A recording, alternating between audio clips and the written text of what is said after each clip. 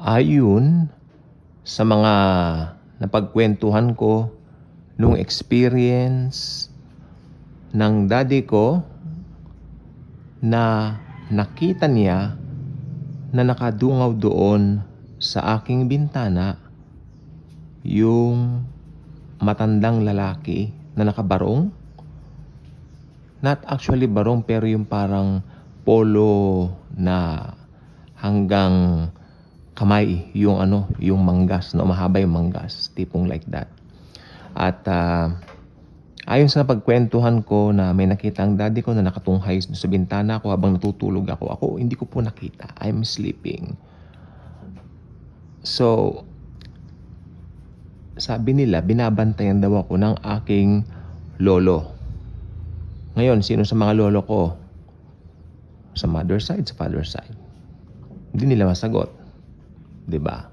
Pero, ang daddy ko po kasi, nung siya po ay nabubuhay pa, siya po ay maraming kakatwa or mga kakaibang experience when it comes to supernatural. Pero ang pinakamaganda po na experience niya, although hindi niya masyadong maintindihan, pero according to him, gising po siya, ay nung meron siyang nararamdaman na hindi maganda sa kanyang katawan dahil sobra po siyang napagod sa trabaho. During that time po, siya lang po ang tao sa bahay because for some reasons kami po ay wala, no? Maybe mother po nasa work pa, tapos kami po may trip, something like that, no? Kaya ang nangyari, siya po ang nasa bahay. So nagnap siya. Natulog siya. Sumandali. Kasi talagang hindi po maganda yung pakiramdam niya due to long hours of work. So, siya po ay nagnap. Bandang gabi na rin po kasi yon, siguro around 7 and all that, kung hindi ako nagkakamali.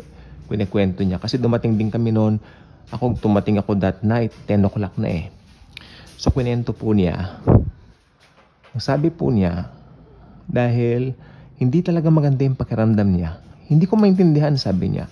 Hindi naman daw siya high blood, pero ang feeling niya, yung parang meron siyang nararamdaman na mabigat sa kanyang body, katawan. So, nung hindi niya na mapigilan, inantok siyang bigla. Kailangan niya lang matulog. Mabigat na mabigat to yung kanyang pakiramdam. Then, sa sobrang bigat ng kanyang pakiramdam, isang name lang ang nabanggit niya. Jesus.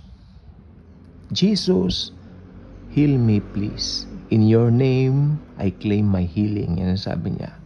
Tandaan po ninyo, daddy ko, palabasa ng Bible. Halos araw-araw binabasa niya ang Bible. Alam niya yan. Ang healing nasa pangalan lang ng Panginoong Hesukristo. So, pagdilat po na niyang kanyang mata, hindi raw po siya yung tipong yung tipong nananaginip. No, dumilat ang kanyang mata. Sapagkat nung siya po ay natulog, hindi po siya nagbukas ng ilaw. So, madilim sa loob. Pero sa labas po, sa balkon siyempre may ilaw. Pero sa loob po, hindi siya nagbukas ng ilaw. Kasi doon siya may siya natulog sa may sala. Kasi merong upuan doon na pwede kang mahiga, you know? So, doon lang po siya. Tapos, nagulat po siya, may kamay na nakahawak sa kanyang tiyan. Ang nakita ko lang, sabi niya, kamay na may butas. Alam na po natin kung sino po yun. Ano po? Tandaan po ninyo, tinawag niya ang pangalan ng Panginoon bago siya. Yes. Bago siya pagpakitaan. Kamay lang po ang nakita niya sa sobrang bigat ng kanyang pakiramdam. Ang tanong ko agad nung kinikwento niya, nakita mo ang mukha niya? Hindi. Tandaan po ninyo, hindi. Hindi po niya nakita ang mukha ng Panginoon. Pero ikaw makikita mo, alam mo yung kamay na may butas? Yeah. Nagtataka siya. After that, umigi na yung kanyang pakiramdam. Sabay naman pagdating na po namin isa-isa. Ano po? Kaya sabi ko po, maraming supernatural na na-experience ang dad namin. At isa po rito yung may kinalaman po sa akin.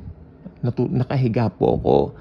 Ano lang po yun, mga maaga rin po yun siguro mga around 8, tipong ganyan, no?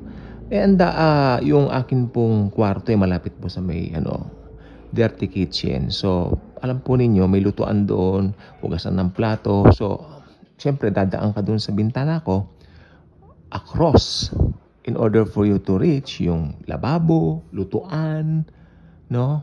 Liguan sa likod. May liguan din kami sa likod. Doon ako naliligo sa likod. At,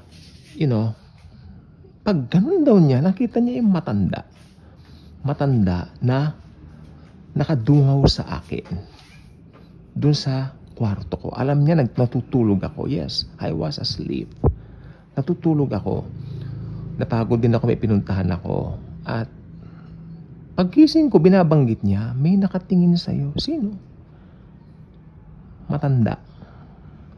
Nakaputi siya. Nakita mo yung mukha? Hindi. Another one? Hindi. And then, hindi ko masyadong pinansin. Pero alam ko ang dad ko, marami pong nakikitang mga kakatuwa or supernatural na mga bagay. No? Mahirap i-explica. Right after, yung si Ate Weng, kapitbahay po namin siya, nag-decide siya na bumangon dahil sobrang init siguro ng panahon. Sabi niya, babanlawan ko na lang yung mga ikinula ko. Sabi raw niya. So, nagbanlaw siya at 10 o'clock. Naglalaba. Tsaka, during that time, malakas ang tubig talaga pag 10 o'clock. Kasi may problema yung mga tubo dito sa amin that time. So, pag 10 o'clock, wala naman masyadong gumagamit. So, malakas ang tulo, no? So, nag-decide siya, mainit ang panahon. So, yan. Then, habang nagbabanlaw siya, may nakita siya nakatayong matanda. Ang naisip lang niya, matandang lalaki po, nakabarong Tagalog. Nakaputi, sabi niya. Baka may bisita sila. Ayun naisip niya. Until nakita niya kami nung sumunod na araw. Oh, may bisita pala kayong matanda. Matanda? Wala po. Ako, meron. Saan mo nakita Ate Weng? Ako, Diyan oh. Tinuro po niya. Doon mismo sa tapat ng pinaglalabahan niya. Yun po yung garden. Sabi ko, imposible. Sapagkat sabi ko, anong oras mo nakita? 10:00. Tulog na kami lahat kagabi. Kasi I think that was a Sunday, may pasok kinabukasan. So maaga kaming natulog. So, ano yun? Ako po, ala po akong nakita na multo.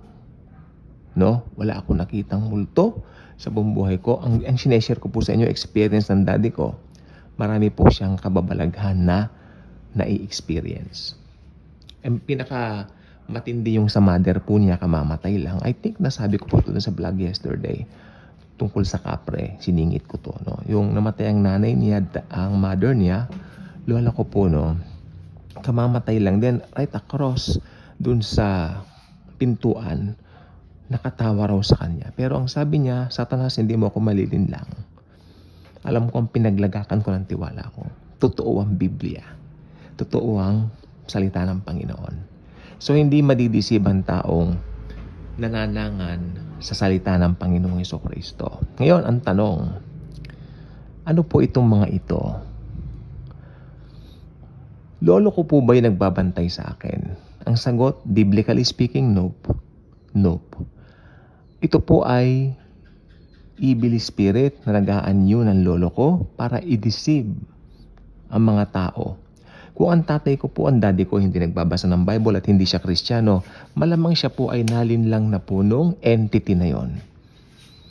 Pero thank you Jesus dahil mananampalataya kami.